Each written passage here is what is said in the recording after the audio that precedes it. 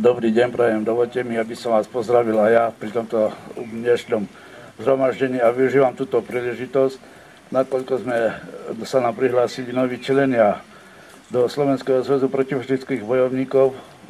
Členské preukazy má odovzdali niektoré v Prešove, ale máme ešte teraz tu asi 4 preukazy, aby som ich dovolil. Poprosím podplukovníka inžiniera Ľubova Vajťovca, tajomníka, a podpredsedu oblastového výboru inžiniera podplukovníka Janka Krajkoviča, aby prišli rozdať preukazy.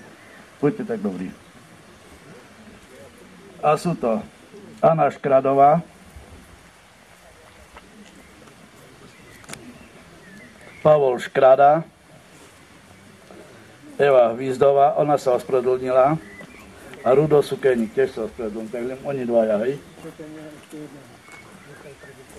A ešte jeden pán Michal Trebišovský, poprosím.